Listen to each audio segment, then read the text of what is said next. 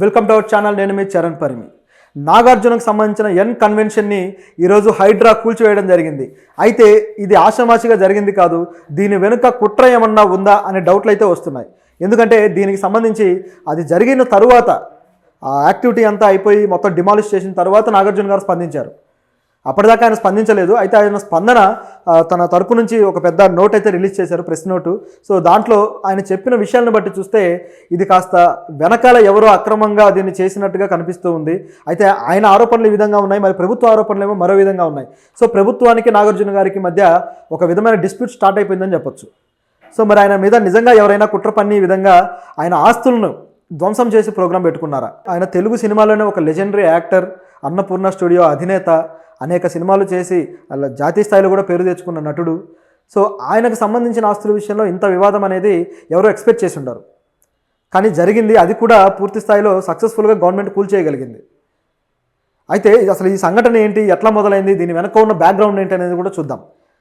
హైడ్రా చాలా రోజులుగా హైదరాబాదులో ఈ చెరువులు, కుంటలు, ఏవైతే వాటర్ సోర్సెస్ ఉన్నాయో వీటి చుట్టూ ఆక్రమించి కట్టిన ఈ అక్రమ కట్టడాలను కూల్చేస్తూ వస్తుంది. రేవంత్ రెడ్డి ప్రభుత్వం హైడ్రాని సపరేట్గా స్థాపించి సో దీని ద్వారా ఈ విధంగా పర్యావరణాన్ని కాపాడాలనే ఉద్దేశంతో ఇలాంటి చర్యలు తీసుకుంటూ వస్తున్నారు. ఇప్పటిదాకా ప్రభుత్వాలు మాటల్లోనే ఉన్నాయి, కానీ ఈ రేవంత్ రెడ్డి ప్రభుత్వం మాత్రం చేతల దాకా వెళ్ళి ఎంత పెద్ద వ్యక్తి అయినా సరే ఆయనకు సంబంధించి అది అక్రమ కట్టడము అంటే అది కూల్చేయడమే. కాంగ్రెస్ పార్టీ మంత్రుల విషయాల్లో కూడా వాళ్ళు కట్టిన అక్రమ కట్టడాలు కూడా కూల్చడం జరిగింది. సో ఈ విధంగా జరుగుతూ వస్తూ ఉంది. అయితే ప్రభుత్వం ఇలా చేస్తుంది, బాగానే ఉంది. కానీ అన్ని అక్రమ కట్టడాలేనా అనే ప్రశ్న అయితే ఇప్పుడు బయలుదేరింది. ఎందుకంటే నాగార్జున గారు నాది అక్రమ కట్టడం కాదు అని చెప్పేసి ఆయన అనడం జరిగింది. నిజానికి ఆయన ఎక్కడ కట్టాడు ఎన్ కన్వెన్షన్ అంటే తుమ్మిడికుంట చెరువు, మాదాపూర్లోని తుమ్మిడికుంట చెరువు ఆనుకొని ఇది ఉంటుంది. ఆ చెరువు వచ్చేసి 29 ఎకరాల విస్తీర్ణం. దాంట్లో నాగార్జున గారు 3.5 ఎకరాల విస్తీర్ణంలో అది ఆక్రమించి కట్టారు అని చెప్పేసి ఆయన మీద ఉన్న ఆరోపణ. సో దీని మీద ఒక స్వచ్ఛంద సంస్థ ఒక పిటిషన్ అయితే వేయడం జరిగింది ప్రభుత్వానికి. జనం కోసం అనే ఒక స్వచ్ఛంద సంస్థ అధ్యక్షుడు కసిరెడ్డి భాస్కర్ రెడ్డి గారు ప్రభుత్వానికి పిటిషన్ వేశారు. నాగార్జున గారు కట్టింది అక్రమ కట్టడం, అక్కడ దాదాపు 3.5 ఎకరాలు ఆయన ఆక్రమించి ఎన్ కన్వెన్షన్ కట్టాడు అని. ఈ ఎన్ కన్వెన్షన్లో పెద్ద బాగా డబ్బులున్న వాళ్ళు అందులో ఫంక్షన్లు చేస్తూ ఉంటారు, పెళ్ళిళ్ళు చేస్తూ ఉంటారు, రకరకాల వెడ్డింగ్స్, ఇలాంటివి ఈవెంట్స్ అన్నీ జరుగుతూ ఉంటాయి. సో దాన్ని ఇట్లా అక్రమం కట్టడం అని చెప్పేసి వీణ అనడము, ప్రభుత్వం యాక్షన్ తీసుకోవడం జరిగింది. నిజానికి గతంలోనే ఇలాంటి ఆరోపణ అయితే చేశారు. అయితే గత ప్రభుత్వం, కేసీఆర్ ప్రభుత్వం దీన్ని కూల్చేయాలని చెప్పేసి బుల్డోజర్స్ను కూడా పంపిస్తే నాగార్జున గారు ఆయనకు ఫోన్ చేసి మరి మాట్లాడి మరి ఏం చేశారో కానీ దాన్ని ఆపడం అయితే జరిగింది. అయితే ఈ బుల్డోజర్స్ను వీటిని ఆపడం కోసం ఆయన కోర్టు నుంచి స్టే కూడా తెచ్చుకున్నారట. నిజానికి మాది అక్రమ కట్టడం అని చెప్పేసి అక్రమంగా కొన్ని ఫిర్యాదులు ఇచ్చి కూర్చడానికి ప్రయత్నించారు, మేము ఆ అక్రమ ఫిర్యాదుల మీద కోర్టుకు వెళ్ళి స్టే తెచ్చుకున్నామన్నారు. సో ఈ ఫిర్యాదులే అక్రమం, కానీ మా కట్టడం నిజమైందే అంటే సక్రమమే అని చెప్పేసి ఆయన చెప్పదలుచుకున్నారు. అయితే ఆ టైంలో కేసీఆర్ గారి టైంలో సాధ్యం కాలేదు, ఆగిపోయింది. తర్వాత కేటీఆర్ గారు వచ్చాక మళ్ళీ ఇది రిపీట్ అయింది. అయితే ఇది భారీ స్థాయిలో చేస్తున్నారు, కేవలం నాగార్జున గారు ఒక్కటే కాదు, భారీ స్థాయిలో చేస్తూ ఉన్నారు. కాబట్టి ఇదేమి కుట్ర కాదు, అందరికీ జరుగుతున్నట్టే ఈయనకే జరుగుతుంది అనేది ఇక్కడున్న వాదన. అయితే ఇందులో 3.5 ఎకరాల్లో కొంతవరకు ఆక్రమించారనే వాదనతోటి అది కూల్చడానికి ప్రయత్నించారు. పొద్దున దాదాపు 4 గంటల పాటు చర్యలు తీసుకొని కూల్చేశారు. సో మొత్తం పూర్తి అయిపోయిందనమాట. అయితే దీంట్లో రేవంత్ రెడ్డి గారితో నాగార్జున గారు మరి మంతనాలు జరపలేదా, గతంలో కేసీఆర్ గారితో జరిపినట్టు, మరి రేవంత్ రెడ్డి గారు వినలేదా అని చెప్పి చూస్తే ఇక్కడ ఏం కనిపిస్తుందంటే నాగార్జున గారు మరి ఆయన మంతనాలు ఫెయిల్ అయ్యాయేమో అనిపిస్తుంది. దాంతోపాటు ఆయన ఇప్పటిదాకా అది కూల్ చేసిన తర్వాత రియాక్ట్ అయ్యారు తప్పితే అంతకుముందు రియాక్ట్ అవ్వలేదు. దీన్ని బట్టి చూస్తే ఆయన అంటే అది సక్రమ కట్టడమే కాబట్టి వాళ్ళు ఏం టచ్ చేయలేరని మానుకున్నారా, లేకపోతే కోర్టు స్టే ఇచ్చిన దాని మీద అలా ఆగి ఉండాలి కానీ ఎందుకు కూల్చారని ఆయన అంటే కూల్చరేమో అని ఆయన అనుకున్నారా, ఈ క్వశ్చన్లన్నీ వస్తున్నాయి. నిజానికి కోర్టు స్టే కానీ ఇచ్చినట్లయితే అక్కడ యాక్టివిటీస్ కూడా జరగకుండా అది ఆగి ఉండాలి, ఎందుకంటే తీర్పు వచ్చేదాకా. కానీ అలా కాకుండా యాక్టివిటీస్ జరుగుతూనే ఉన్నాయి, ఈవెంట్స్ అవన్నీ జరుగుతూనే ఉన్నాయి. కాబట్టి మరి దీన్ని దృష్టిలో పెట్టుకొని ప్రభుత్వం యాక్షన్ తీసుకోవాల్సిందే అని భావించిందా, దీని వెనుక ఏం జరిగింది? నిజానికి రేవంత్ రెడ్డి ప్రభుత్వం వచ్చిన దగ్గర నుంచి కూడా సినిమా వాళ్ళ మీద ప్రత్యేకమైన దృష్టి పెట్టారు. సినిమా వాళ్ళ మీద ఈ డ్రగ్స్ కేసులలో వాళ్ళని విమర్శించడము, మీరు యాడ్స్ చేయండి అని అడగడము, అలాగే మేము నంది అవార్డులు లాగా ఈ యొక్క గద్దర్ అవార్డులు ఇస్తామంటే ఎవరు ముందుకు రాలేదు అని చెప్పేసి ఏదో ఒక యాంగిల్ చూసుకొని సినిమా వాళ్ళ మీద ఒక రాళ్ళు వేయడానికి అయితే విపరీతంగా ప్రయత్నించింది ఈ ప్రభుత్వం. సో వాళ్ళని గ్రిప్లో పెట్టుకోవడానికి ఇలాంటి యాక్టివిటీస్ ఏమన్నా పాటిస్తున్నారా? నిజానికి నాగార్జున ఆస్తులు సంబంధించి ఆయన ఈ అన్నపూర్ణ స్టూడియోస్ కూడా దీనికి సంబంధించిన వివాదం కూడా ఉంది. ఈ 7 ఏకర్స్ ఏవైతే ఉన్నాయో అవి ప్రభుత్వం స్టూడియో కోసం ఇస్తే అది స్టూడియో కాకుండా వేరే యాక్టివిటీస్ నడిపించారు, అలాగే దాని ఆక్రమణ కూడా కొంత గురైంది అక్కడ అని చెప్పేసి కొన్ని వార్తలు వచ్చి గతంలో కేసీఆర్ గారు ఆ 7 ఏకర్స్ని కూడా తేలుస్తాను అని చెప్పేసి ఆయన అనడం జరిగింది, బహిరంగంగానే అన్నారు.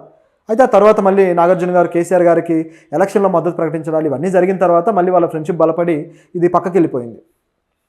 అయితే ఇప్పుడు ఈ సంఘటన చూసుకుంటే మాత్రం ఇది ఇంట్రెస్టింగ్గా ఉంది. అయితే ప్రభుత్వం ఇంత నిష్పాక్షికంగా పనిచేసిందనే డౌట్ కూడా వస్తుంది. ఎందుకంటే మల్లారెడ్డి గారికి సంబంధించిన అక్రమాస్తులను కూల్చేటప్పుడేమో కేవలం ప్రహరీ గోడలు కూల్చి వదిలేశారు. మల్లారెడ్డి గారు పాలమ్మిన పూలమ్మిన అంటాడు కదా, మరి ఆయన అంత నిజంగా కష్టపడి ఇది చేసినట్లయితే మరి ఈ కట్టడం అక్రమం అనే పేరు ఎందుకు వచ్చింది? ఆ కట్టడాన్ని కూల్చడానికి ప్రభుత్వం వస్తే మరి ఏ విధంగా అడ్డుకొని కేవలం ప్రహరీ గోడ మాత్రమే కూల్చారు? ఈ ప్రశ్నలన్నీ వస్తాయి. మరి ప్రభుత్వం దగ్గర దీనికి సమాధానం ఉందో లేదో తెలియదు. అలాగే నాగార్జున గారికి సంబంధించి మరి ఇది కుట్ర కోణం అనే ఎందుకు అనాల్సి వస్తుందంటే ఇక్కడ ఈ కాంగ్రెస్ నాయకుడే కోమటిరెడ్డి గారు ఒక ఆరోపణతోటి నాగార్జున గారి అక్రమ కట్టడం అని చెప్పేసి ప్రభుత్వానికి వినతి చేశారనమాట. దానివల్ల ఈ యాక్షన్ అనేది ఖచ్చితంగా తీసుకోవాల్సిందే అని ఒక పెద్ద ఇష్యూగా మారిపోయింది. అయితే దీనికి సంబంధించి నాగార్జున గారు తన ప్రెస్ నోట్ అయితే రిలీజ్ చేశారు. సో ఇది కావాలని చేసిన అక్రమంగా చేసిన చర్యలాగా ఉందనేది ఆయన భావన. సో ఖచ్చితంగా ఆయన మీద గవర్నమెంట్ ఏదో గ్రడ్జ్ పెట్టుకొని చేసినట్టుగా ఆయన ఫీల్ అయినట్టు కనిపిస్తుంది. సో ఆయన ఏం ప్రెస్ నోట్ రిలీజ్ చేశారు, అందులో ఏముందనేది మనం ఒకసారి చూద్దాం. ఆయన ఇచ్చిన ప్రెస్ నోట్లో ఏముందంటే, స్టే ఆర్డర్లు మరియు కోర్టు కేసులకు విరుద్ధంగా ఎన్ కన్వెన్షన్కు సంబంధించిన కూల్చివేతలు చేపట్టడం బాధాకరం. మా ప్రతిష్టను కాపాడడం కోసం, కొన్ని వాస్తవాలను తెలియజేయడం కోసం మరియు చట్టాన్ని ఉల్లంఘించేలా మేము ఎటువంటి చర్యలు చేపట్టలేదని తెలుపుట కొరకు ఈ ప్రకటనను జారీ చేయడం సరైందని నేను భావించాను అని నాగార్జున గారు అంటున్నారు.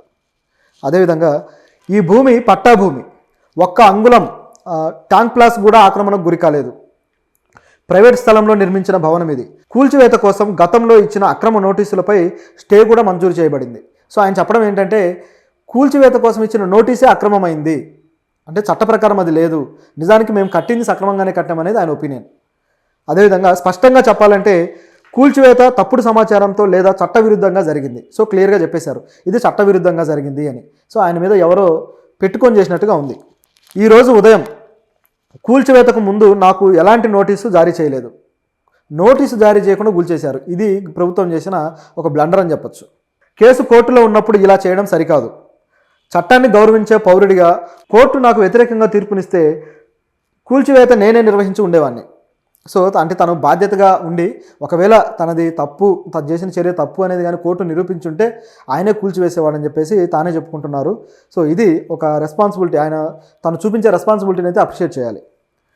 తాజా పరిణామాల వల్ల మేము ఆక్రమణలు చేశామని, తప్పుడు నిర్మాణాలు చేపట్టామని ప్రజలకు తప్పుడు సంకేతాలు వెళ్ళాయి. సో అలా వెళ్ళే అవకాశం ఉంది. అలాగే ఆ అభిప్రాయాన్ని పోగొట్టాలనేదే మా ప్రధాన ఉద్దేశం. అధికారులు చేసిన ఈ చట్ట విరుద్ధ చర్యలకు వ్యతిరేకంగా మేము న్యాయస్థానాన్ని ఆశ్రయిస్తాం. అక్కడ మాకు న్యాయం జరుగుతుందని నేను ఆశిస్తున్నాను అని చెప్పేసి నాగార్జున గారు అయితే పెట్టడం జరిగింది. సో ఈయన మళ్ళీ దీని మీద కోర్టుకు వెళ్ళారు. నిజానికి కోర్టు అయితే స్టే విధించింది కూల్చొద్దని, ఈలోపే అది కూల్చేయడం కూడా జరిగిపోయింది. ఎందుకంటే నోటీసులు ఇవ్వలేదు కాబట్టి ఆయన రియాక్ట్ అవ్వడానికి కూడా టైం దొరకలేదు. ఈలోపు జరగాల్సిన నష్టం అయితే జరిగిపోయింది. సో ఈ విధంగా ఆయన ఆవేదన పడ్డాడు. చూస్తుంటే ఆయన ఫ్యాన్స్కి కావచ్చు, ఆయన ఎవరో కుటుంబ సభ్యులు కావచ్చు, వీళ్ళందరికీ కాస్త బాధాకరమైన విషయం ఇది. ఎందుకంటే ప్రభుత్వం తీసుకున్న చర్య మరీ ఏకపక్షంగా కనపడుతుంది. కనీసం నోటీస్ ఇవ్వాలి ఇది అక్రమము అని.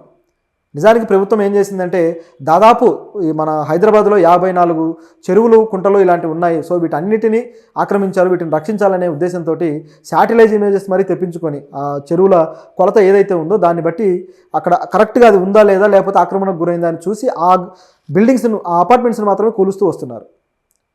ఇప్పుడు అది ఈ విధంగా పరిణమించిందనమాట. అంటే నాగార్జున గారి అపార్ట్మెంట్ కూడా ఆ శాటిలైట్ ఇమేజ్ ప్రకారం చెరువులో ఉన్నట్టుగా కనిపిస్తూ ఉంది. సో దానివల్ల ఈ విధంగా జరిగింది. మరి దీంట్లో నిజాలు ఏంటనేది కోర్టులో తేలితే తప్ప ఇక పరిష్కారం జరగదు.